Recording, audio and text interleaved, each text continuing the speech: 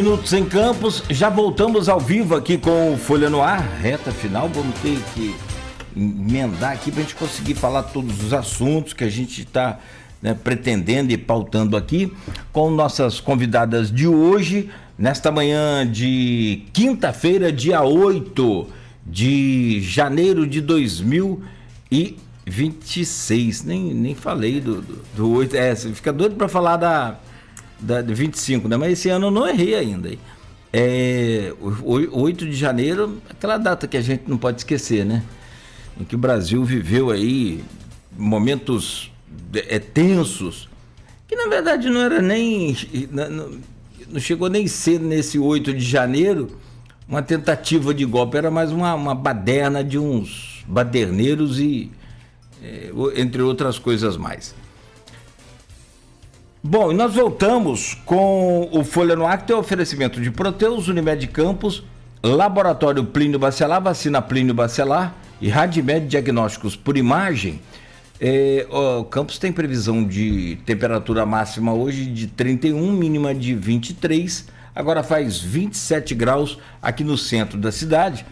E a gente está conversando aqui neste programa de hoje, fizemos já o primeiro bloco, a primeira parte do programa, com a Priscila Peçanha, que é coordenadora de relacionamento com a comunidade e relacionamento institucional da Reserva Caruara, mantida pelo Porto do Açu, um projeto patrocinado, bancado pelo Porto do Açu, e com a Tatiane Bittar, que é bióloga e analista ambiental também da Reserva Caruara.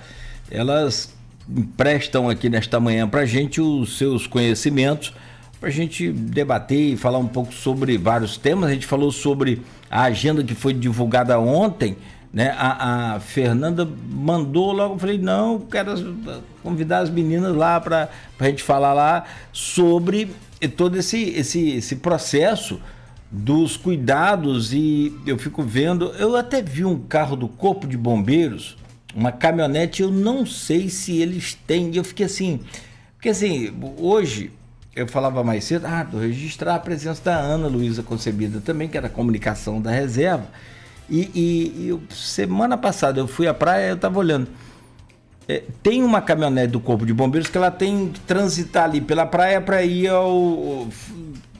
levar os pontos, dos salva-vidas. E aí, você sabe como é que é? A gente que é profissional da comunicação é diferente. O cara já vai gravar, pessoa qualquer já grava lá, não pode carro, mas pode o bombeiro. Então tem que ter uma paciênciazinha, porque de repente o Corpo de Bombeiros tem a geolocalização e ele sabe onde está pisando, literalmente, onde ele está passando, né? Eu acho que isso também é interessante a gente falar. Tem carros, e órgãos que são autorizados a trafegar aí na faixa de areia por questões de necessidade, né? Se o bombeiro ele precisa fazer o resgate de uma pessoa, por exemplo, que está sendo afogada, a gente precisa que o carro entre na praia, né? E não há destruição dos ninhos por conta dessas viaturas, por exemplo. Não tem problema. Eles sabem exatamente onde podem andar, onde podem entrar. Sim. É importante destacar sobre isso, porque isso, de fato, é um questionamento que às vezes a gente recebe. Mas como que vocês podem transitar? Como que existem alguns veículos, de fiscalização que têm uma autorização para que essa passagem aconteça? É importante a gente destacar e esclarecer que, assim como os veículos da reserva, assim como os veículos da guarda ambiental municipal, próprio monitoramento de praia, próprio monitoramento de praia, são veículos que têm ali um alinhamento relacionado a esse território de interferência ou não nesse processo de monitoramento. Então, é importante a gente saber que existem, sim, entidades e autoridades, e iniciativas que são, de fato, ali liberadas e autorizadas porque sabem medir e precisar onde pode ou não acontecer o impacto. Mas isso acabou, principalmente depois, não por educação nossa, claro, para variar, mas depois daquela multinhazinha que pode ir até 10 mil reais para quem for flagrado ali na beira da praia. Não vou negar a vocês que eu já andei. Um bugrezinho que se vocês não andaram, não tem melhor. À noite, então, é uma maravilha. Que é a hora ruim de andar também. Mas nunca atropelei, porque eu tenha visto, pelo menos não. Eu gostava de andar ali entre na água. E a gente já recebeu algumas questões assim, mas aqui em Gruçaí a gente tem uma faixa de praia muito extensa para que a gente chegue. Isso. Mas a prefeitura, ela implantou, né, de tempos em tempos ali, em intervalos não tão distantes, passarelas de acessibilidade. Então, as passarelas, elas são exatamente essa passagem segura, a passagem ali. E como você bem colocou, Cláudio, a gente, quando está na praia, você está com a família, você está para um momento de lazer. Você ficar tenso na areia, porque o seu filho que está brincando pode ser atropelado, pode ser acometido por qualquer risco relacionado a um trânsito que é irregular e que é proibido, inclusive, por lei federal. Então, como a Tatiane colocou mais cedo, né, a gente não escolhe onde essas posturas vão acontecer. São os animais que escolhem. E nós estamos numa faixa de praia, num trecho em que é área de desova, inclusive reconhecida por legislação e delimitada. Por esse processo que é natural. As pessoas às vezes questionam, mas por que a gente não tem esse tipo de proibição lá em Copacabana? Não é área de desova. Então é importante a gente destacar que é importante entender, né, antes da gente criticar, antes da gente pontuar, a gente esclarecer, e a nossa equipe, as nossas iniciativas, elas estão abertas exatamente para todos esses esclarecimentos. E a gente tenta fazer e traduzir essas informações para todos os públicos que chegam e que passam ali pelo nosso centro de visitantes e que a gente tem a oportunidade de se conectar ou aproximar nas nossas atividades. Perfeito. E além disso, né, não só a tartaruga, a segurança, né, das pessoas que estão utilizando a praia, mas a gente tem a vegetação. A vegetação de Restinga que fica ali na beira da praia, ela protege, né, ela segura todo o avanço do mar. Então, isso é muito importante a gente falar, que a gente está numa área de erosão costeira, né? Então, se a gente não tem a vegetação, a gente não segura esse impacto do mar.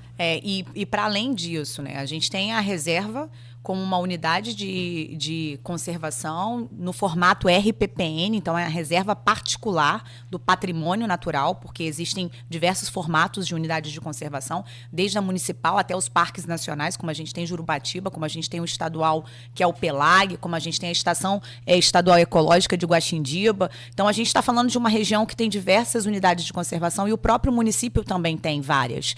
E o município, contribuindo também para essa questão da conexão de preservação, a gente costuma colocar nos nossos fóruns assim, e de contextos institucionais com todos esses agentes que são multiplicadores dessas iniciativas e militantes sobre isso, que a gente tem uma área que é um mosaico que se forma. E o município, ele fez com que, através de um decreto, houvesse também uma unidade de conservação municipal, que é a APA, né? Área de Proteção Ambiental Dunas e Restingas, que vai do cômoro da Lagoa de Iquipari até as dunas em Atafona. Então, para além dessa proibição federal, existe esse decreto municipal de criação e de constituição de uma unidade de conservação que visa exatamente a proteção e garantia aí da permanência dessas espécies do ecossistema de Restinga que estão ali na faixa de praia. Uma biodiversidade gigantesca ali que o trânsito de veículo pode impactar. E houve a iniciativa da própria prefeitura também de colocar lá os piquetes, né, para proibir esse trânsito. E, infelizmente, a gente vê as pessoas transgredindo e retirando para poder passar com o veículo. Ô, gente, acaba a sendo capacidade do ser humano de provocar, né? De se autodegradar, ela é um negócio assim impressionante, que se fosse a mesma capacidade para se construir ou para reconstruir, propor, regenerar, né? Seria um negócio assim fabuloso. O ser humano que passa o ano inteiro aqui na muvuca, trabalhando na pedra, sol quente, chuva, barulho o tempo todo de trânsito, de som, de tudo que você imaginar, chega naquele diazinho de paz ou de férias ou num final de semana, para você ir à praia, relaxar, ouvir o barulho do mar, o desgramado leva uma caixa de som. E aí, o maior problema é que naquele ambiente ali, nem música bonita, que não é o caso, em nenhuma hora eu consigo ouvir uma música bonita ali. Desculpa para quem gosta de pagode, de samba, não é o meu caso, não tem problema nenhum, mas assim, Poxa, e o cara vai com aquele... E ele acha que ele tá arrebentando, tá abafando. Pô, tô estourando a boca. Porque ele não tá colocando pra ele ouvir. Que se for pra ele ouvir, leva o fonezinho. Você tem que ver eu viajando no ônibus. Eu sou chato pra caramba. A pessoa começa ouvindo... Aí eu falo, gente, eu trouxe o fone aqui. Quem quiser emprestado é só pedir, bicho. É proibido, cara. Mas é difícil, né? Convivência, né? Social, como a gente não respeita o limite do outro e aí a gente acaba sendo invasivo, né? E ali você falou eu gosto de Belchior. Quase ninguém gosta. Você já pensou se eu levar uma caixa de som com as músicas? Pensou que tristeza que vai ser? Os caras vão querer me bater. É a mesma coisa que eu sinto quando os caras tocam lá. Individualidade, né? Você tá compreendendo? Então leva um fone, cara. Assim, divide o fonezinho pra todo mundo. Vai ouvir esse cabruco dessas músicas. Qualquer que seja a música, até de Belchior. Mas na praia não, né? Então... mas você falou de um ponto também super oportuno pra gente. Quando a gente chegou e começou ali, a reserva ela foi criada em 2012, o centro de visitantes, né? Ele foi construído a muitas mãos e é importante dizer que o primeiro contato do centro de visitantes e da reserva Caruara com esse território, principalmente ali de Gruçaí, daquele entorno, Tele Santana, ele começa com a construção do centro de visitantes. E a construção do centro de visitantes ela foi feita por muitas mãos daquela localidade, daquela comunidade. Então, isso foi o nosso primeiro portal de relacionamento positivo, de dizer assim, olha, a gente está aqui há muitas mãos com esforços privados você sabe que também. Tem uma crítica ferrenha com relação à reserva em termos de fechamento ao acesso. E vocês explicam que não é bem assim, não é? Então a gente abre esse espaço em que foi feito por pessoas dali daquela comunidade, tanto que a gente tem pessoas que trabalharam na obra e que hoje, desde setembro de 2022, nos ajudam e compõem o nosso time de operação desse espaço, que é aberto a todos os públicos. A gente tem a parte externa ali da reserva, que é a Lagoa de Iquipari, que é um balneário super frequentado por muitas pessoas, aquilo ali histórica e culturalmente sempre foi frequentado. Então a gente estabeleceu, inclusive, estrategicamente nesse local o posicionamento do centro de visitantes para que a gente tivesse aproximação com todo esse público que já frequenta e tendo uma oportunidade de não só proporcionar o ordenamento desse uso, no sentido de que a gente está ali para desenvolver ações de educação ambiental, de fazer com que as pessoas reflitam sobre esse uso compartilhado, sobre como é prazeroso a gente ter ali um ambiente em que a gente reúne família, reúne amigos, toma um banho na lagoa, a gente passa pela lagoa, a gente tem esse balneário todo sendo ressignificado. Então, a gente tem uma foto, Cláudio, emblemática, assim, que mostra como que era frequentado aquele ambiente antes do centro de visitantes, e é uma foto que mostra, inclusive, muito mais veículos dentro da lagoa que fora, e muito mais veículos que pessoas. Então, assim, hoje a gente consegue ouvir depoimentos e as pessoas tranquilamente, em alta temporada, em baixa temporada, frequentando aquele espaço, numa harmonia com aquele ambiente, contemplação, trazendo aí a conexão com a saúde, com o bem-estar, com o lazer, com o desenvolvimento de iniciativas de consumo mais sustentáveis. Então, é uma oportunidade, realmente, é o que eu falo sempre.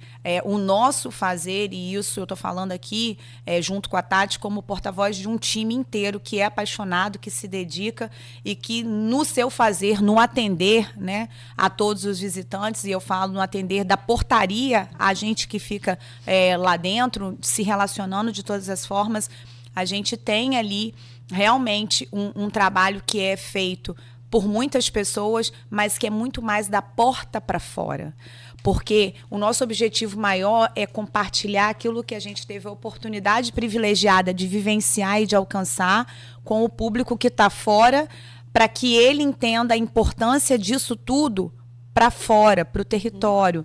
Então, estar ali é gerar oportunidade de comércios, é gerar oportunidade através do turismo sustentável, e a gente tem se conectado ainda mais com a iniciativa do turismo, porque ela tem uma cadeia de suprimentos que acaba fomentando a frequência positiva do público no território como um todo. A gente quer muito que a nossa reserva seja, e já é assim considerada, um atrativo natural que traz para o município pessoas que vêm para uma imersão positiva e que deixam o de melhor naquele ambiente e não arrastam predatoriamente tudo aquilo que esse ambiente oferece.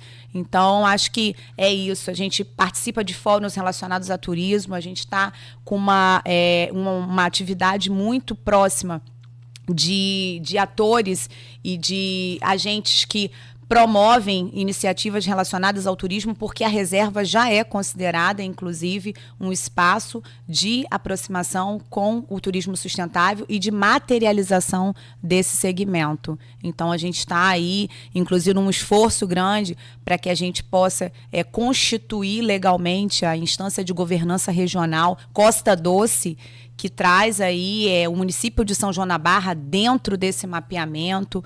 Existe uma articulação que vai além da reserva, junto com as secretarias municipais de meio ambiente, de turismo, de transporte, de educação, de obras e serviços, para fazer com que esse espaço e esse ambiente sejam aí multiplicados realmente para todos aqueles que têm oportunidade de estar nesse território de abrangência.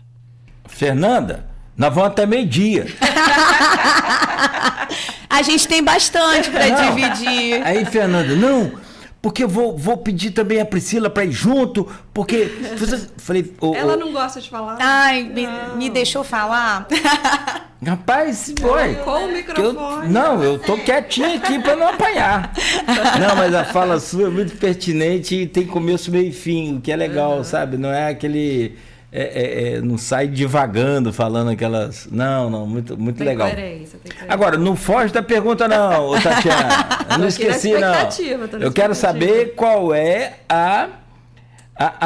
o combinado que você faz ali com as tartaruguinhas para ir lá na hora que elas estão... Já tá tudo certo. Tá tudo certinho. Que é 4h30, Cláudio, sexta-feira, 4h30.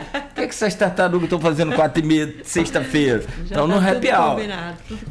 Como é que é essa coincidência, cara? Isso deve ser assim. Porque eu imagino que a visita a Caruara, 4h30, sexta-feira, e 8h30 no sábado, por si só já é uma atração. Você vai conhecer toda a estrutura, que aliás eu não conheço, quero ir lá conhecer. Por favor, né? Poxa, não tá nos devendo há 3 anos já. Por aí. E aí,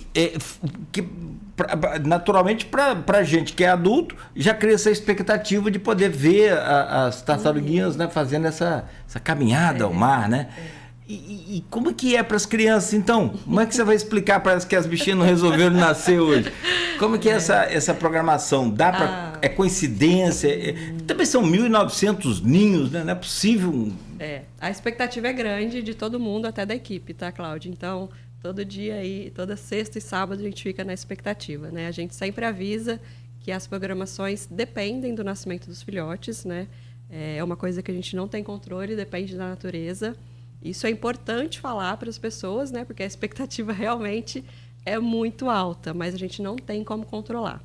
Porém, a gente entende pela dinâmica, né, e tantos anos de monitoramento, que o mês de janeiro é um mês que a gente tem nascimento quase todos os dias, né? É importante dizer também que os filhotes eles nascem sozinhos, sem nenhuma interferência da nossa equipe, e seguem para o mar. Né? Eles se orientam pela luz do horizonte, eles também nascem à noite devido à temperatura. Então, quando a gente chega naquele ninho, os filhotes já foram embora. Já foram embora. Nasce mais de manhã ou mais à noite? À noite. Geralmente à noite, né? A mesma questão da subida da fêmea. Então, baixou a temperatura, tá um climinha mais ameno ali, os filhotes já sentem isso e conseguem chegar à superfície. 4h30, a partir de 4h30 já há a possibilidade dessa visita encontrar, ter alguma chance de... Vamos chegar aí nessa parte da caminhada. Toda a importância do monitoramento que a gente falou sobre as estacas que a Pri mencionou, tudo isso ajuda para que a gente consiga ter não só os dados biológicos, né, a coleta dos dados biológicos para entender a dinâmica desses animais ali na região, como proporciona essa atividade que é tão esperada em janeiro. Então, durante todo o ano, né, no período aí de setembro a março, a equipe está na praia, realizando o monitoramento e marcando esses ninhos com essas estacas, que infelizmente a gente teve essa questão do furto, né, nessa temporada. A estaca ela vai ajudar a equipe a monitorar esse ninho, entender quanto tempo esse ninho vai demorar para eclodir. E a primeira evidência que a gente tem quando esses filhotes vão nascer é uma depressão na areia. Então, os filhotes eles começam a se movimentar no fundo da areia, que tem cerca aí de 50 centímetros um ninho. Então, eles começam a se movimentar e essa areia começa a ceder. Os filhotes eles levam em torno cerca de 3 a 4 dias para chegar à superfície da areia. Então, a vida de tartaruga não é fácil, né? Então, desde o início, já encontra desafios. E chegando à superfície, eles caminham para o mar. Então, não tem interferência nenhuma da nossa equipe. Por isso a importância da gente ter a iluminação adequada. Por quê? Os filhotes eles vão se orientar pela luz do horizonte. Para a gente é muito sutil, mas para a tartaruga já é o suficiente para ela conseguir se orientar. Se eu tiver uma iluminação artificial ao contrário dessa iluminação natural, os filhotes vão se desorientar. E aí quem acompanha as redes sociais vê que alguns filhotes vão para o asfalto, acabam morrendo atropelados, não conseguem chegar no mar. Então isso. Mas que luz que ele vê no mar de noite, naquele escuro? Eu não vejo nada. É uma luz do horizonte. Ah, quem não foi à praia à noite, eu convido para ir. Não, né? tudo bem. Aquela. Sério? É muito sutil, mas para ela já é o suficiente. Então, qualquer outra iluminação vai ser mais forte. Né? Então não pode ter como Cabo Frio tem, como Copacabana, não pode ter aqueles refletores. Desorienta, né? Desorienta naturalmente. Toda a área de desova, né? Além da lei que proíbe o trânsito de veículo, a gente tem uma lei que regulamenta a iluminação. Então, não é que a gente precisa de uma praia toda escura, a gente precisa de adequação dessa iluminação. Então, postes mais baixos, iluminação mais focada para onde precisa, para essa luz para essa iluminação não dispersar até a faixa de areia. Então, voltando, né, os filhotes chegam à superfície da areia e seguem para o mar. Nossa equipe, do mesmo jeito que ela identifica a desova pelo rastro da fêmea, ela vai identificar o nascimento pelo rastro dos filhotes. E aí é nesse momento que a gente intervém, né? Faz a abertura do ninho para a contagem biológica. É através desses dados que a gente consegue acompanhar toda a dinâmica desses animais na região. Então, eu vou saber quantos filhotes nasceram, quantos ovos, por algum motivo, não eclodiram. Então, ali eu consigo ter o sucesso reprodutivo de cada ninho. Então, se eu tinha 100 ovos e nasceram 50, eu tenho um sucesso de 50%. E nessa abertura, para a contagem dos ovos, a gente sempre encontra alguns filhotes retidos que não conseguiram sair com a maioria. Porque o que acontece? É uma outra estratégia biológica. Tem uns boca aberta mesmo, né? Fica lá, pamonha. Perderam o time. Perderam o tempo. Então, uma outra estratégia biológica das tartarugas marinhas são os filhotes nascerem ao mesmo tempo. Então, já tem estudos que mostram que eles vocalizam ali, né, dentro do ovo, para que todos eclodam junto e um sirva de apoio ao outro para chegar à superfície da areia. Então, aquele que perdeu o tempo, ele vai ficar lá e ele não vai conseguir. Tem uns que tem insônia, né? Fica a noite toda acordado e aí dorme. E são esses que são encontrados, inclusive, que fazem parte dessa programação. Então, assim, não existe... É por isso que é importante a gente também esclarecer essa coisa da mudança, né? De percepção e de nomeação da atividade. Não é soltura de filhotes de tartarugas. Porque não são apreendidos, não são retidos. É a caminhada que, naturalmente, eles precisam fazer, porque a partir do trabalho de monitoramento, esses que porventura perderam esse time aí da caminhada, eles ficam retidos e são esses que são. E por que esses horários específicos? É bom também destacar, porque eles precisam fazer a caminhada em períodos mais frescos. Então, assim, por isso no final da tarde, por isso no início da manhã. Menos depredadores ali, né? Também tem uma questão de uma análise do contexto do ambiente e circunstâncias que poderiam interferir nesse sucesso da caminhada, na liberação desses filhotes ao mar. Então, eu acho que Tati pode trazer um pouquinho, ao longo desse tempo todo de monitoramento, os números que a gente conseguiu alcançar a partir do trabalho de toda a dedicação dessa equipe. Qual o percentual, né, a gente tem, em média, cerca de 80% de sucesso de eclosão. Em média, né, da nossa temporada. é uma média que está dentro aí dos parâmetros, né? 100% é muito difícil, né? O próprio ninho, a gente não tem 100% de eclosão, né? A gente tem entre 70% e 80%. Então, somando tudo, a média que a gente tem de cada temporada é de 85%. E ao longo desses anos todos, mais de 15 anos de monitoramento, quantos a gente já tem liberados ao mar? A gente já ultrapassou 1 milhão. Estamos chegando a 1,5 milhão. Se Deus quiser, essa temporada a gente alcança aí 1,5 milhão. É muito. E também, para além disso, a gente tem ali o espaço de educação ambiental dentro da reserva, dessa base do monitoramento do programa de tartarugas marinhas. A gente tem também uma parte técnica veterinária de assistência e de atenção àqueles animais que, porventura, são encontrados encalhados ou debilitados ou atacados por cães. Infelizmente, a gente tem esse tipo de ocorrência também. Eu recordo que na temporada de 2023, a gente teve 8 fêmeas que, no momento da postura, foram atacadas por cães que circulavam, porque é muito comum você ter a circulação de comida, né, de alimentos nessa faixa de praia no período de alta temporada e, por consequência, você atrai cães. E com isso... Também, à noite? Mesmo à noite? Também. E foram 8 animais e 8 fêmeas que vieram a óbito, infelizmente, por conta desses ataques. E isso... As fêmeas adultas. Adultas, no momento da postura, foram atacadas. A gente registra, Cláudio, mas nem é para comer. Predação de ovos, né? Isso a gente tem ao longo do ano todo, uma predação do ninho mesmo, né? Como a Pri falou, em 2023 a gente teve 8 fêmeas atacadas. E aí, quando a gente fala de uma fêmea adulta, é uma perda ecológica muito grande, né? O animal ele leva pelo menos 25 anos para chegar a essa fase, para começar a se reproduzir. Então, quando a gente fala de conservação, é uma perda ecológica gigantesca. 8 animais, a quantidade de filhotes que elas deixaram de deixar aqui. Perda ecológica, desequilíbrio, interferência, Total. em toda essa relação que a gente explicou no bloco anterior, Sim. relacionada a todo o ecossistema qual a gente faz parte. Né? Não só nessas 8 aí pelos ataques dos cães, não. Ou só essas 8 por ataques de cães. Isso, foram essas 8 em 2023 por ataque de cães. E Caramba. essa temporada a gente já registrou 2. Também por cães? Também por cães. Então fica Eles alerta matam aí. matar por defesa que não comem. Geralmente é por fome, instinto. Oi, Ana. Não, o animal que está abandonado, né? Sim. Os donos, né? São animais que estão soltos e aí eles atacam. Sim. Ana está Estão com falando. fome, né? E aí atacam os fêmeas. Próxima vez você vai sentar aqui, cara. Eles passam de domésticos a sim. animais selvagens, né? E acabam atacando mesmo. Costumes daí, até Infelizmente. por instinto animal, enfim, pode ser. Não, e aí a gente chegou então nos finalmente.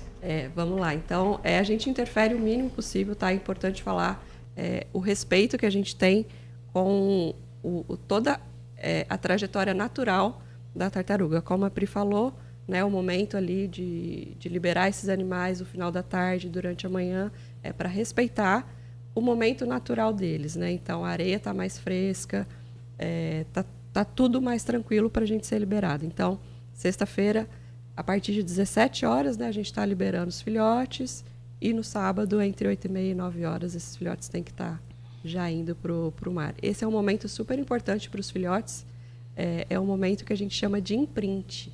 É um momento que o filhote é como se ele tirasse uma foto daquele local para que ele consiga retornar na fase adulta. Então, ele vai captar todas as características daquele ambiente, temperatura, tamanho de grão, tudo que ele conseguir, para que ele tenha uma memória para conseguir retornar à praia. Então, a gente não pula nenhuma etapa, né, natural desse desenvolvimento. Então, por isso, a gente chama de caminhada de filhote ao mar, que é uma fase super importante para eles. Só uma coisa, sobre a questão do animal adulto, onde é que ele vive? Porque aqui tem toda uma característica, né? Uhum. Por que ele não coloca ovo em Cabo Frio? Água gelada que é uma tristeza. São características ambientais, Cláudio, principalmente a temperatura. Tanto é que a gente está no ponto mais ao sul do país que tem desova. Daqui para baixo do Rio de Janeiro, a gente não tem mais área regular de desova, porque já são temperaturas mais frias, né? Então, a gente vai ter do Rio de Janeiro para cima, né, até o Nordeste lá, onde as águas Então são quentinhas. ela vive aqui na vida adulta dela ou vai pelo mundo afora? Elas são altamente migratórias, né? Isso também muda de espécie para espécie. A careta-careta, que é a espécie que desova aqui na nossa região... Tem uma espécie? Não, a gente tem 5 espécies no Brasil. Não, né? Aqui, que desova aqui? Que desova aqui na região só a cabeçuda, né? Que é o nome popular da careta-careta. Uhum. Então, a careta-careta ela vai desovar aqui na região, ela migra para outros lugares para se alimentar e no período reprodutivo ela retorna. Aqui na nossa região, a gente tem também a Chelonia midas, que é a tartaruga verde, porém ela não está em fase reprodutiva, ela está em fase de alimentação. É um animal que tem o hábito alimentar de algas. Então, todo local que acumula alga, que tem alga, a gente vai ver esse animal. Então, como você falou, Cabo Frio, a gente não tem a careta-careta desovando, mas a gente tem a tartaruga verde se alimentando. E é muito comum ver esses animais próximo a Costão Rochoso, porque elas estão ali se alimentando. Nem separamos umas imagens aí de careta, mas de tartaruga. Podia separar aí, né? Mas agora... Então, quem frequenta aí, é bom que ainda... Búzios, Arraial do Cabo, Cabo Frio, sempre próximo a Costão Rochoso, a gente vai ver a tartaruga verde se alimentando. Então, ela vai subir ali para respirar. Então, é muito legal de acompanhar. Tô vendo aqui no Google, aqui, mas é muito grande. Qual o tamanho dela, assim?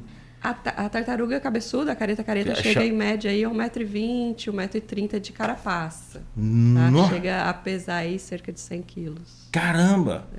Gigante. E a tartaruga verde, apesar da gente ver ela na fase juvenil se alimentando, ela fica maior que a tartaruga cabeçuda. Chega em média a 1,5 m. Que legal, cara. Que sensacional. E é isso, são altamente migratórias. Então, a tartaruga verde que se alimenta aqui no continente, ela migra para ilhas oceânicas para se reproduzir. Não se reproduz no continente. É super chique. Quer ir lá para Fernandes de Noronha, Atol das Rocas. E quem quiser ver um pouquinho mais de perto, a gente tem a sala lá de educação ambiental do Programa de Monitoramento de Tartarugas Marinhas, onde a gente tem os cascos, a gente tem... falar, esses cascos a gente tem atacados. esses insumos, né, digamos assim, que são gerados a partir desse Eu monitoramento. soube que vai chegar ali em breve, um porto vai bancar um bicho, aquário daquele gigante. Hoje já pensou? Então, a gente tem ali o espaço de visitação e dá pra gente ter uma oportunidade bem materializada, digamos assim, de mostrar como que esse programa acontece, porque a gente tem desde os resíduos que são coletados, né, infelizmente através das necrópsias que são feitas nesses animais que vêm a óbito, mostrando a nossa interferência relacionada à questão dos plásticos. Então, a gente tem potinhos lá individualizados que mostram proporções encontradas no trato gastrointestinal de animais. Então, a cada um daqueles potinhos que as pessoas visualizarem lá na estante são encontrados em únicos animais. Então, é bem impactante ver como que a nossa interferência é a ação humana. Então, acho que a gente pode trazer aqui a chamada para essa programação, e programação de verão na Reserva Caruara. A gente tem aí diversas outras programações, além da caminhada de filhotes ao mar. A gente tem oficinas, a gente tem exposições, a gente tem jogos ecológicos, a gente tem observação de aves, a gente tem na reserva, pela iniciativa da preservação, muitas outras possibilidades e fontes que a gente vem descobrindo e desmantelando, digamos assim, ao longo desse processo de operação, porque através da preservação e da conservação, que começa ali com a restauração florestal, a gente descobriu que a gente contribui muito positivamente para a riqueza dessa biodiversidade ligada à ave e fauna da Restinga, a toda a fauna associada a esse ambiente. A gente tem contribuições a partir dessa preocupação com a poluição luminosa, de ter um espaço que tem um potencial grande para o astroturismo. Então, a gente tem, sim, programações de astronomia em parceria com o Clube de Astronomia Luiz Cruz, que é dirigido aí liderado pelo professor Marcelo Souza, da UENF. A gente tem um observatório de astronomia dentro da reserva, condições de visualização e de observação celeste com qualidade, por conta aí dessa preocupação luminosa. um espaço que respira toda essa didática de apresentação dessas programações através de todo o ambiente. Então, a gente tem a preocupação desde o processo construtivo daquele espaço, com madeira de demolição, a gente tem madeira plástica, que é oriunda aí do processo de reciclagem de garrafa PET, a gente tem iluminação natural, a gente tem uma série de contribuições, digamos assim, que dialogam e conversam com essas iniciativas de preservação ambiental. Então, fica a chamada aqui, vem para o verão na Reserva Caruara, para a programação que a gente tem. A gente começa agora nesse final de semana com a caminhada, mas conectada à caminhada, a gente tem programações antes e depois da caminhada também. Então, é um convite para a família como um todo, criançada aí, nesse período de férias, que a gente fica maluca em casa, não saber para onde ir, enfim. A reserva tem esse espaço aberto.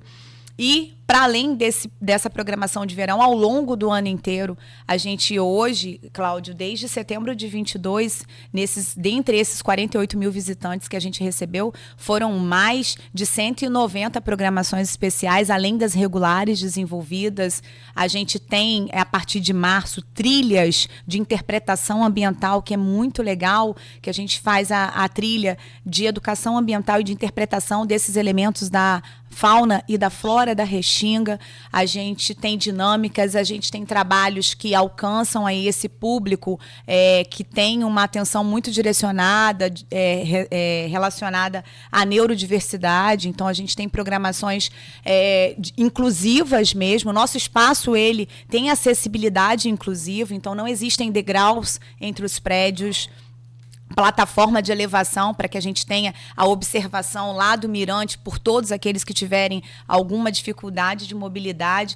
Então, o nosso espaço é um espaço que respira esse acolhimento, respira esse portal aberto e de relacionamento de fato com todos aqueles que se interessarem, e a gente tem a certeza que, a gente fala de forma muito apaixonada, mas que todos aqueles que por lá escolhem de alguma maneira se aproximar e passar, retornam, porque a gente tem muitos potenciais e a gente poderia aqui falar de muitas outras ações que a gente desenvolve, mas todas elas estão conectadas com essa visão de preservar e de fazer com que a educação ambiental seja esse veículo de pedagogicamente apresentar. A gente já recebeu mais de 200 instituições de ensino, alcançando aí quase 400 visitas de instituições de ensino, porque uma escola muitas vezes vai mais de uma vez. E esses grupos e instituições e também pessoas físicas podem fazer essas visitas agendando diretamente com a nossa equipe ou através do nosso site, entrando lá no site www.reservacaruara.com.br, pode falar direto com a gente através do nosso WhatsApp, que está disponível no site, através dos nossos canais de comunicação abertos através do e-mail, contato@reservacaruara.com.br. Então, a gente tem assim o Instagram, que a Ana monitora diretamente, faz a gestão de tudo aquilo que é publicado. Então, assim, a gente tem vários canais abertos realmente a essa conexão. A tartaruguinha aí, que bonitinha, gente. Pequenininha. Essa aqui foi a Ana que mandou. A Ana tá ali ajudando a gente aqui. Porque não tem dinheiro ainda para contratar, mas um dia eu vou ter. O passe é caro. E tem umazinha que tirou. Essa aí tá bonita, essa foto aí. Pode deixar essa aí, Marcelo. Mais bonito que eu. Tão bonitinho, bichinho. Não, apareceu só a ponte aqui, Marcelo, ó. Aqui, ó, tá, aí você corrigiu, né? Já. Não, aí agora tá correta a imagem, tá show. Vai trocar aí, calma aí, gente. Aí, ó, tão bonitinha. Ela é pretinha, pequenininha, né? Bem pequenininha. Bem pequenininha, né? Tem o quê? Centímetros. É do tamanho da palma da mão. Ó, né? Tão pequenininha também, né? Até já. E elas... É interessante que como que ela consegue, sabe... Muitos desafios. Enfrentar aquela areia toda, depois chegar lá ainda tem... Aí a hora que chega... Aquele oceano todo, né, para ela enfrentar. Resiliência. Areia Muito, é o né? mínimo. É o mínimo areia. Vou te trazer uma curiosidade aqui que a gente aprendeu no desenvolvimento de programações. Você não perguntou, mas é muito comum as pessoas perguntarem pra gente por que Caruara, né? De onde vem? E aí, assim, a propriedade já levava esse nome e a gente buscou manter essa identidade de reconhecimento desse território. Então, Reserva Caruara, fazendo jus aí ao nome da propriedade que já era conhecida historicamente naquela região por muitos. Acho que a gente falou isso de outras vezes, é que eu acho que o Daniel, na oportunidade em que esteve aqui, junto com a Marcela, inclusive, Secretaria de Meio Ambiente, falou sobre aliás, isso. a gente falava outro dia aqui, como é que fala? Daquelas invasoras exóticas. Exóticas, né? Que vão ter que ser retiradas, que são E assim, as casuarinas. Sim.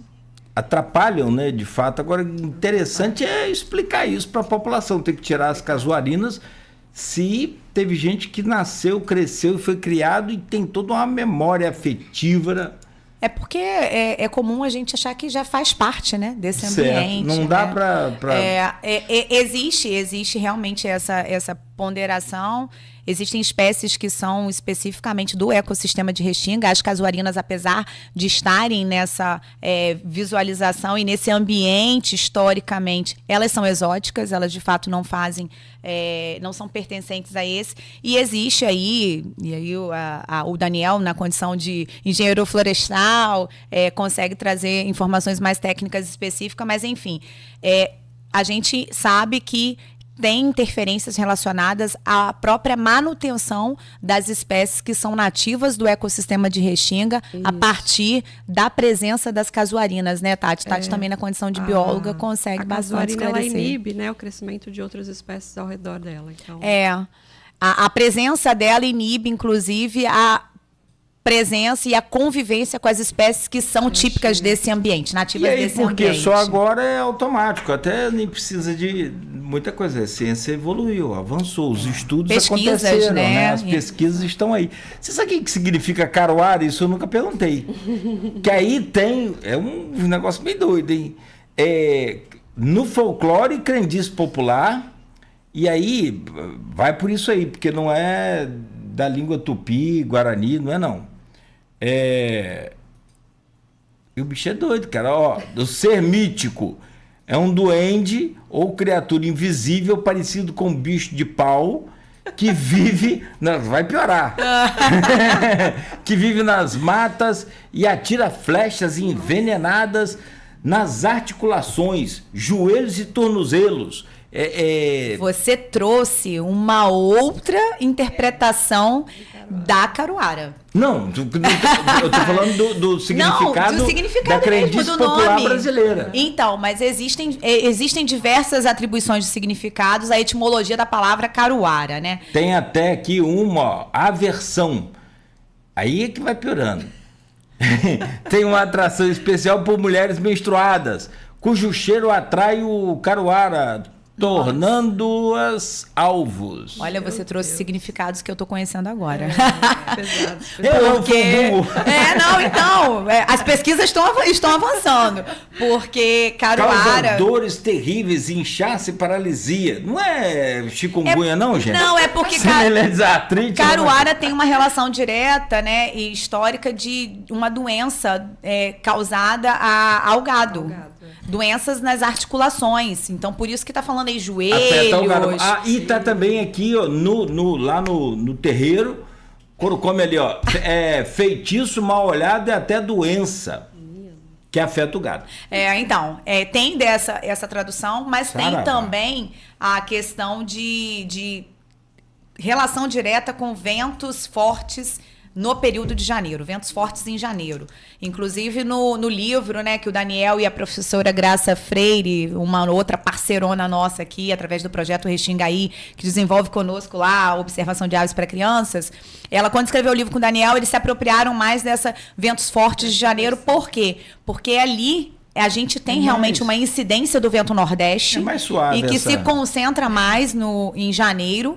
E, para além disso, através dessa composição das programações que a gente faz lá junto com a equipe toda, a gente descobriu através de um pertencente à cultura Tapirapé, indígena, ele traduziu pra gente que Caruara, dentro da tribo dele, né, que são comunidades indígenas tradicionais, povos originários, eles têm toda uma relação com forças da natureza.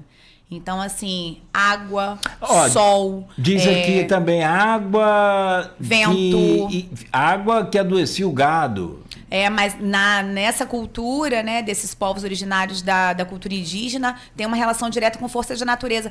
E isso se apropria muito a esse ambiente de Restinga, porque a resiliência e a força que essas espécies, né, pertencentes ao bioma Mata Atlântica, mas relacionados diretamente ao ecossistema de Restinga têm, para que elas se mantenham, para que elas cresçam. Inclusive, uma curiosidade, muitas pessoas não sabem. De trovoada que surge em janeiro. É isso.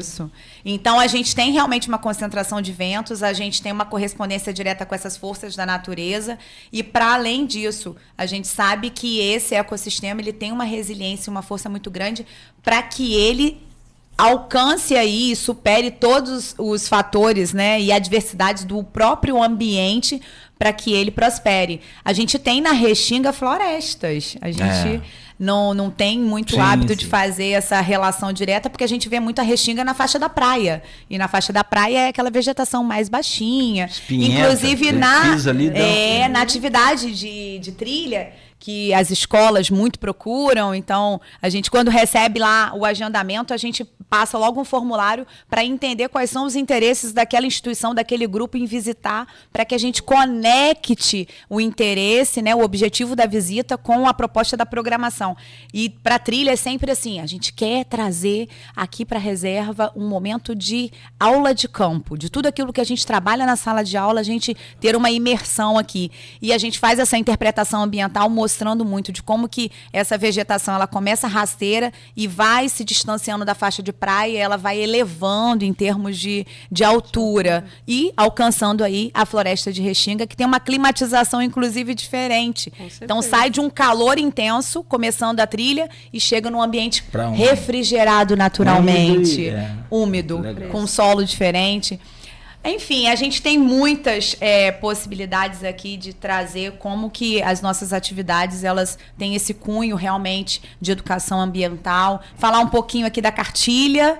A gente construiu uma cartilha pedagógica, que é uma viagem pedagógica pela Caruara, foi antes da gente abrir o espaço do Centro de Visitantes, e essa cartilha de pedagógica ela foi um instrumento inicial para que a gente propusesse realmente as programações, e ela foi entregue a todas as escolas do município de São João da Barra, através de uma capacitação que a gente fez, e mais do que isso, muito legal, foi que ela foi absorvida como conteúdo programático nas escolas, sendo absorvida como conteúdo programático nas escolas. A nossa história seja absorvida como conteúdo programático. E a cartilha, ela traz exatamente essa proposta interdisciplinar e transversal de conteúdos que vão desde as ciências naturais biológicas até a história de como que a reserva se relacionou com esse território como propriedade rural e como que ela prosperou e se destinou enquanto unidade de conservação. Assim como lá na terra de Narcisa Amália,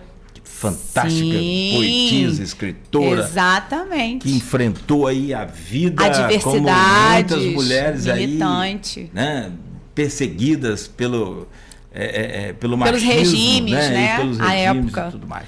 Ó, aqui são 9h11, eu tenho que te cortar. Fernanda, gente, 9 horas é muito. Fernanda é sensacional. Tem um carinho muito grande por ela. E aí, assim, vamos remarcar aqui uma nova conversa. Claro.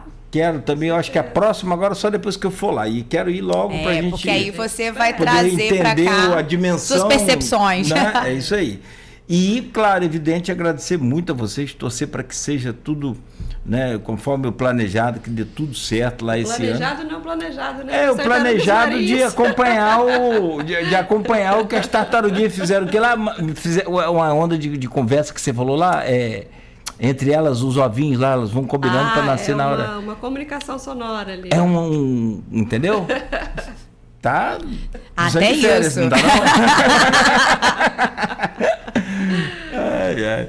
Ó, prazer te conhecer, Tatiane. Obrigado. Ah, para aí, gente. Tem um monte de parente seu aqui, eu não vou falar. Meu Deus. Como assim? Ó, Dorival José Vieira. Olha, meu Esse pai. é seu pai? Meu pai. Ah, legal. Seu Dorival, um abraço. Ele tá onde? Meu pai tá em Ribeirão Preto, interior de São Paulo. E que eu ia falar, você é paulista. Você fala aí. Sotaque, né? Porta? Fala porta. Não tem como negar, não tem como Seu negar. Dorival. Mas ela já está naturalizada nesse ambiente daqui. Há 12 Já tá anos. falando portas? Ainda não. Não tá falando. Fala portas. Portas. E isso é mais pro carioca, né? A gente vai. Ó, e Dona Vera? Minha mãe. Ah lá, Vera Gente, Bittar. todo mundo me ouvindo. Todo mundo lá te assistindo. Vera, legal, parabéns aí legal. pela filha. E seu Dorival também. Ela disse aqui, ó, Vera Bittar. Vocês são parentes, então, daquele governador de São Paulo? Vocês são, sim. Jorge, como é que é o nome dele? Puxa na árvore genealógica. Não somos, não. Você parece com ele. Como é que é? Jorge Bittar?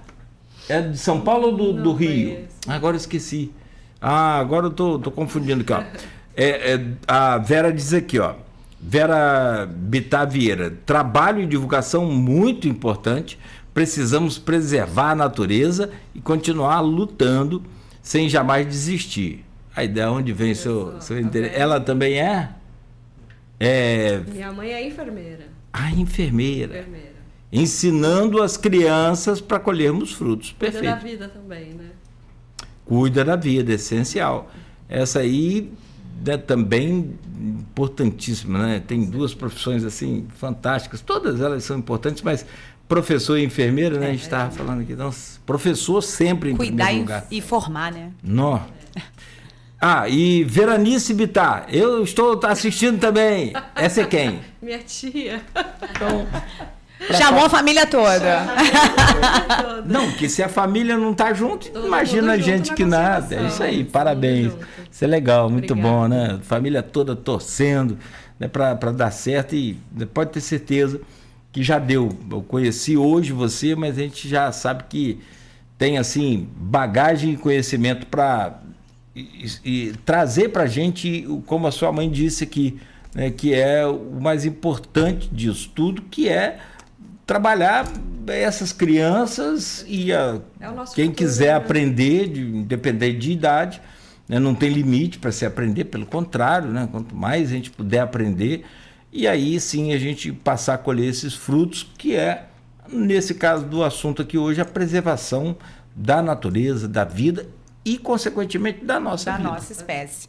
Obrigado. Agradeço muito. Obrigado, eu que te agradeço. Agradeço muito e assim, a educação ambiental para mim é a base de tudo, né? Então, foco, trabalho é nisso. Quando a gente tem uma criança que a gente consegue impactar, para mim, o resultado já foi alcançado. Legal. Ô Priscila, obrigado pela sua presença também, parabéns pelo seu trabalho, pela sua luta. Você não combinou com sua família, na outra família. Obrigado, tá? Parabéns. E Obrigada. até breve, se Deus quiser, pra gente falar mais lá. A gente quer só agradecer a oportunidade, o espaço, dizer que a gente está sempre à disposição, não só no centro de visitantes, mas através dos nossos canais. O meu contato direto e da equipe como um todo, com todos os públicos, é de fato cotidiano. E o que a gente mais quer, e o objetivo principal, é fazer com que a reserva seja um instrumento aí de sensibilização, de mobilização de consciência. Eu costumo dizer que a palavra conscientizar eu não gosto muito. Cada um traz a consciência através dos seus acessos, das suas experiências, formações. Então, o que a gente quer aqui é fazer com que uma reflexão maior aconteça através dessas consciências já formadas. Então, a gente quer mobilizar, a gente quer sensibilizar para uma nova forma de agir, de se contactar com todos esses elementos que fazem parte da nossa existência. Somos parte desse ecossistema e estamos aqui defendendo a permanência e a sustentabilidade desses recursos para que todas as espécies continuem existindo. Obrigada pela oportunidade, chamo todos aí para participar da programação de verão da Reserva Caruara, a gente vai estar sempre divulgando. A gente tem divulgações através do site, através do Instagram, como a gente falou, mas a gente também tem aí o contato e a porta aberta. O agendamento para a gente, Cláudio, falando aí um pouquinho, é muito importante, porque é através do agendamento no site que a gente tem a mensuração de quem são as pessoas que estão nos visitando e os objetivos dessas visitas para que a gente possa se organizar e entregar mais diretamente ao encontro dos anseios aí de todos que estão passando por lá. Obrigada pela oportunidade. Pelo site. Entra pelo lá, site, isso. Não tem o que errar. Não tem o que errar, não. Só Reserva dá um Caruara. É www.reservacaruara.com.br. Ok. Gente, 9h17. Agradecer também a Ana Luísa Concebida aqui com a gente, a sósia de Viviane Araújo, e nossa querida Fernandinha, que não veio, teve uma agenda hoje. Está em outra agenda também. hoje. Então, mas está sempre com a gente aqui, né, e a gente agradece por isso. Amanhã, 7h, estaremos de volta com mais um Folha no Ar. E o seguinte, São João da Barra de novo aqui na bancada, porque a gente vai importar de lá o nosso querido Wellington Abreu. Ele é secretário de Petróleo e Tecnologia. Deixa eu falar certinho aqui a secretaria para não... é superintendente de Petróleo, Gás e Tecnologia de São João da Barra. E o Wellington, vocês podem anotar aí, é daqui da nossa região um dos maiores conhecedores do assunto petróleo no mundo. Estou falando para você que a gente tem um grupo aqui do programa e do blog Opiniões, que é do Aloysio Abreu Barbosa, e aí, cara, assim, ele posta lá centenas e dezenas de informações que a gente não consegue acompanhar, mas a gente tenta ler, tenta ver para entender esse processo. E agora um avanço geopolítico aí muito, muito importante, que foi a invasão lá dos Estados Unidos da maior reserva de petróleo do mundo, que é a Venezuela.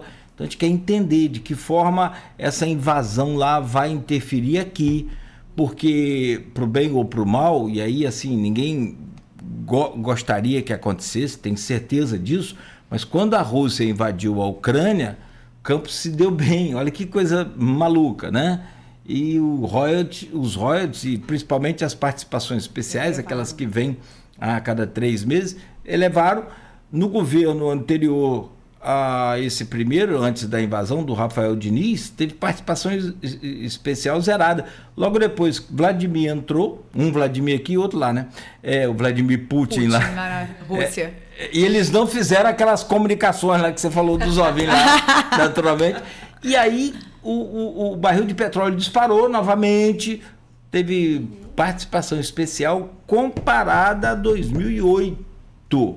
2008, que foi o boom aqui Então, quer dizer, o que isso vai fazer com a nossa região e com o nosso petróleo, e que transformações isso promove a partir dessa captura lá do presidente Nicolás Maduro, feito aí pelos Estados Unidos. E ele é a pessoa certa amanhã para vir conversar com a gente. Vou embora estudar e voltamos amanhã às 7h, no oferecimento de Proteus, Unimed Campos, Laboratório Plínio Bacelar, Vacina Plínio Bacelar e Radimed Diagnósticos por Imagem. Fechamos mais uma edição do Folha no Ar. Não esqueça, visite lá a Reserva Caruara, marque a visita pelo site, ou pode chegar lá também. Quando é visita agendada, é diferente. Pode. Quando é um grupo, é diferente. É diferente. Gente, 9h21.